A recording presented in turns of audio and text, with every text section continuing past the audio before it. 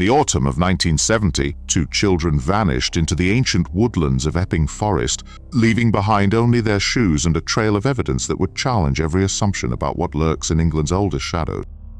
What investigators discovered would remain classified for decades, hidden in files marked with warnings that still echo through the corridors of Scotland Yard.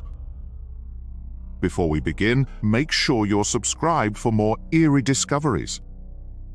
It was October 9th, 1970, late in the afternoon, when the first reports reached the Essex police about 2 missing children in Epping Forest.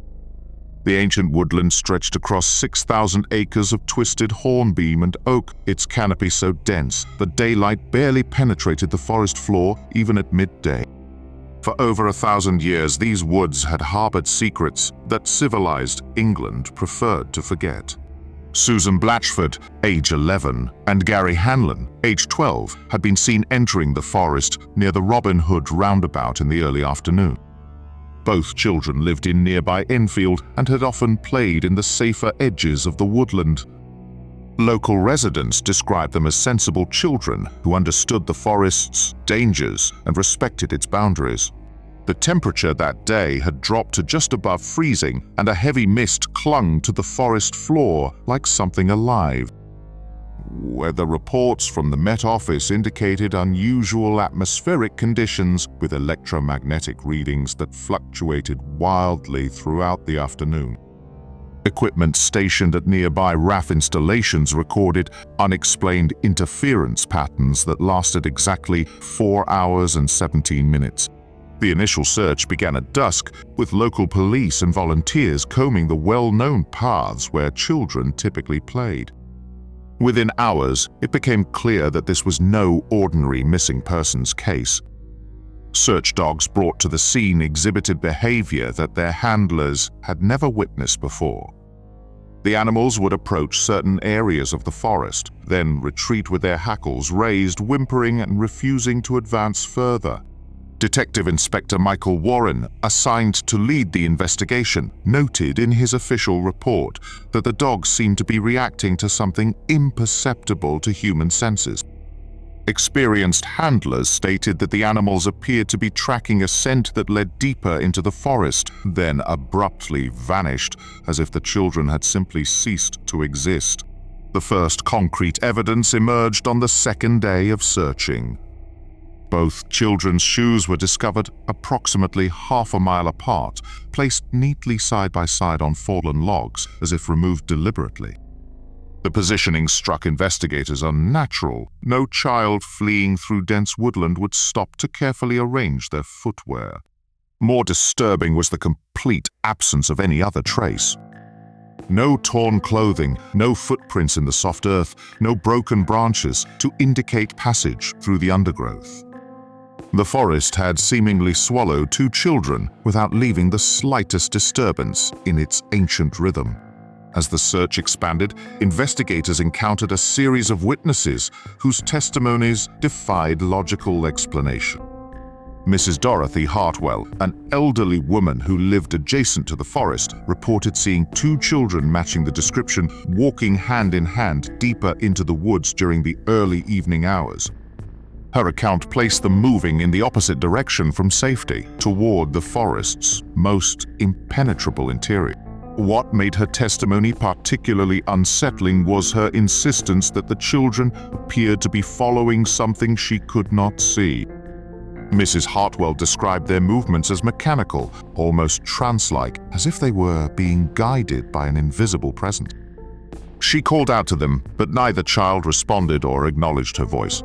3 separate motorists reported seeing what appeared to be lights moving through the trees during the night of October 9th. These were not the steady beams of search torches, but flickering, dancing illuminations that seemed to weave between the trunks in patterns that suggested intelligence. When police investigators attempted to locate the source of these lights, they found only empty forest. The electromagnetic interference that had been detected on the day of the disappearance continued for the next 72 hours.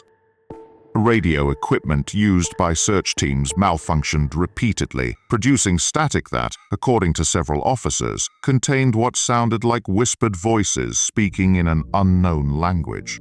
On October 12th, the search took a turn that would forever change how authorities viewed the case. A Royal Air Force helicopter equipped with thermal imaging equipment detected two small heat signatures approximately 3 miles deep in the forest, in an area previously thought impossible for children to reach.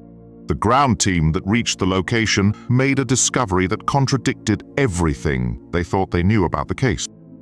Susan Blatchford and Gary Hanlon were found lying peacefully beneath a canopy of intertwined branches, their bodies showing no signs of struggle, injury, or exposure. They appeared to be sleeping, their faces serene and unmarked by the terror that should have accompanied 3 days alone in the wilderness. Both children were barefoot, their feet clean and unmarked, despite having supposedly walked miles through rough terrain. Their clothing was intact and dry, despite the heavy rains that had fallen during the previous night. Most inexplicably, their body temperature was normal, and they showed no signs of dehydration or hypothermia. Medical examination revealed that both children had been deceased for approximately 72 hours, meaning they had died shortly after entering the forest. Yet witnesses had reported seeing them walking deeper into the woods on multiple occasions throughout the 3-day search period. The coroner's report listed the cause of death as hypothermia, but privately expressed doubts about this conclusion given the condition of the bodies. The post-mortem examination revealed details that were immediately classified and remain sealed in government archives. Dr. James Henley, the forensic pathologist who conducted the examination, noted in his confidential report that both children's stomachs contained plant matter from species that did not exist in Epping Forest or anywhere else in England. More disturbing were the traces of an unknown substance found in their bloodstreams. Chemical analysis identified compounds that matched no known natural or synthetic materials. The substance appeared to have sedative properties, but its molecular structure defied classification by any contemporary scientific method. Photography of the discovery site revealed anomalies that were not apparent to the naked eye. When developed, the images showed what appeared to be additional figures standing among the trees, translucent forms that seemed to be observing the scene. Multiple cameras produced identical results, ruling out equipment malfunction or double exposure. The area where the children were found became the focus of intensive investigation. Ground-penetrating radar detected what appeared to be a network of tunnels beneath the forest floor, extending in geometric patterns that suggested artificial construction. When excavation was attempted, the tunnels could not be located, as if they had vanished between the radar sweep and the dig. The most disturbing evidence emerged from audio recordings made by the search teams. When played back at reduced speed, the electromagnetic interference that had plagued radio communications revealed a pattern. Hidden within the static were voices speaking in perfect English, calling the children's names in gentle, coaxing tones. Voice analysis confirmed that these were not the voices of any search team members or local residents. The recordings contained frequencies outside the normal range of human speech, suggesting that whatever was calling to Susan and Gary was not entirely human. The voices seemed to be coming from beneath the ground, rising through the forest floor itself. Investigation into the forest's history revealed records dating back to medieval times of similar disappearances. Church documents from the 13th century describe children vanishing into the woods during specific atmospheric conditions, always to be found days later in the same peaceful state. Local folklore spoke of the forest as a threshold, a place where the boundary between worlds grew thin during certain times of year. The official investigation was quietly closed after 6 weeks, with the deaths attributed to exposure and the unusual circumstances dismissed as coincidence. However, classified documents revealed that monitoring equipment was permanently installed throughout the forest, and that similar cases had been reported in other ancient woodlands across Britain. The files on Susan Blatchford and Gary Hanlon remain classified under the Official Secrets Act, their contents deemed too sensitive for public release. The electromagnetic monitoring stations installed in Epping Forest continue to operate, their data transmitted directly to an undisclosed government facility where scientists study patterns that have remained consistent for over 50 years.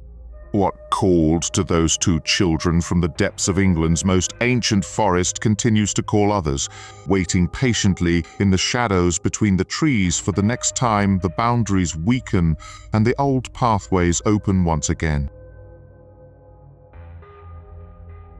What do you think really happened to Susan and Gary in those final moments before they vanished into the forest's embrace?